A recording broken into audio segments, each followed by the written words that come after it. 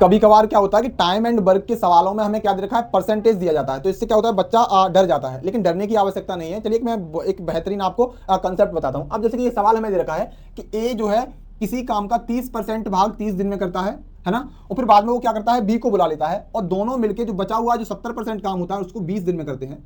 तो हमसे पूछा गया है अगर उस पूरे काम को केवल अगर बी करे तो उस बी को उस काम को पूरा करने में कितना टाइम लगेगा। अब एक बात बताओ, जब भी आपको ऐसी फ्रैक्शन वैल्यू दे रखी हो तो आपको 30 और 70 में नहीं जाना है, आपको हमेशा जाना है किसमें, 100% में। अब एक बात बताओ आप, अगर ए किसी काम का 30% भाग 30 दिन में करेगा तो 100% भाग कितने दिन में करेगा, 100 दिन में।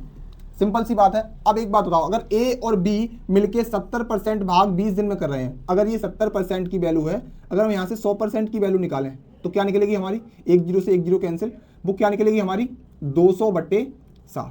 जैसे हमने इस 30% को 100% बनाया, वैसे ही हमने 70% को क्या करा, यहाँ पे 100% बनाया। यहाँ पे 30 निकला हमारा 100% बन के 100, और जो हमारा 70 था वो निकला हमारा 100% बन के 200/7।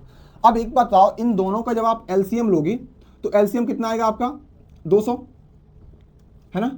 तो इसकी एफिशिएंसी क्या निकलेगी, इसकी निकलेगी आपकी 2 और इसकी एफिशिएंसी निकलेगी आपकी 7। आपको एक बात समझ में आई, जो ए की जो एफिशिएंसी है वो है आपकी 2, और ए और बी दोनों की एफिशिएंसी को मिला के टोटल एफिशिएंसी कितनी है हमारी, 7। हमसे पूछा है अगर बी अकेला इस काम को करे तो उसको कितना टाइम लगेगा। एक बात बताओ, अगर ए की 2 है और दोनों की मिलके 7 है तो बी की एफिशिएंसी क्या आएगी यहाँ पे हमारी 5, और टोटल वर्क हमने कितना निकाला है हमने 200। अगर उसकी एफिशिएंसी 5 है तो 200 काम पूरा करने में उसको कितने दिन लगेंगे, तो दिन लगेंगे उसको टोटल 40 दिन।